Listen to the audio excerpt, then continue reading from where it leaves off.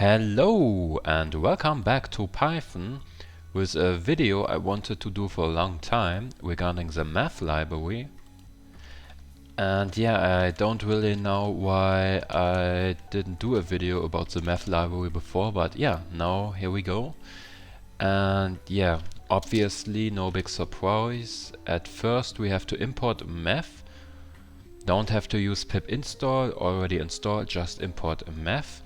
And now we can perform certain tasks because the Math Library gives us certain functions, mathematical functions and even mathematical constants. For example, math pi. And yeah, we are getting pi.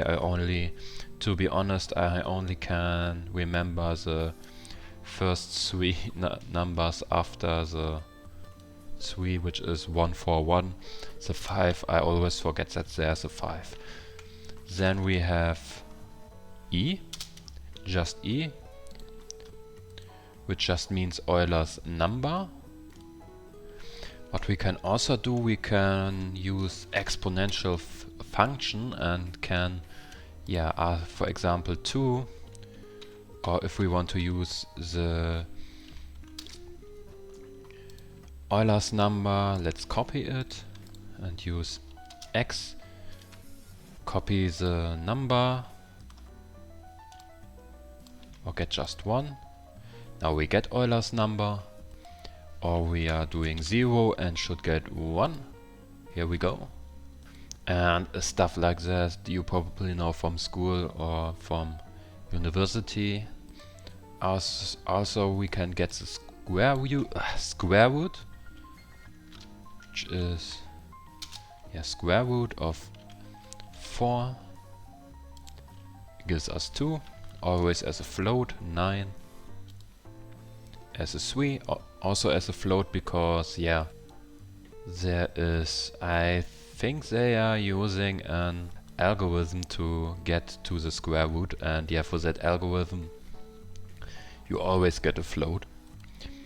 So because we are getting pi, we can also, using sinus and cosinus, like for example math.pi,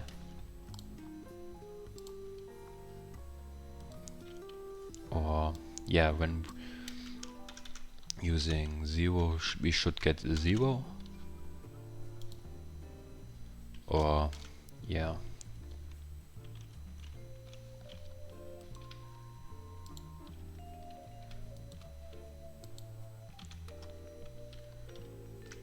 if we are using again p divided by 2, we're getting 1, and so on. We're getting here the square root of no, not the square root of 2, but the square root of 2 divided by 2. Same goes for cosinus. We can also do this with cosinus. This should return us 1. And obviously we can use tangents and stuff like that. We can also use round, where we can just round a float. Oh, this is not a math function. I was wrong about that. We can just use round without using the Math Library. But there was a programming language where you had to include math to do this operation. But in Python you can do it even without math. What we can also use is pow,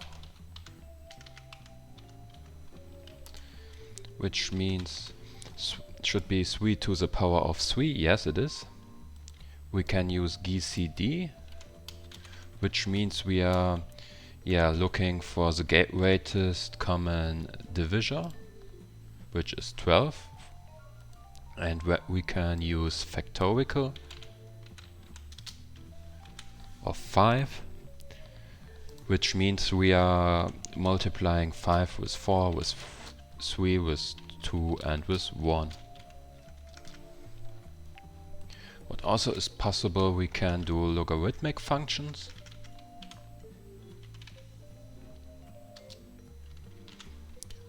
10, 100, and so on. We can use a base 10, which should give us 3 if we used 1000. And yeah, log 2 is possible, and so on.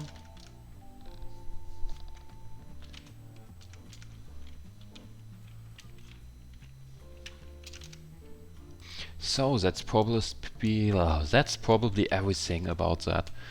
I can't imagine more. I wanted to show you. I guess there is more. Yeah, there's the Arcus tangents and stuff like that. You can explore the other functions by yourself. It's just the common stuff, but I hope you had fun and learned something while watching this video. Have a nice evening, dinner time, whatever time it is. See you in the next video. Bye bye and bye bye.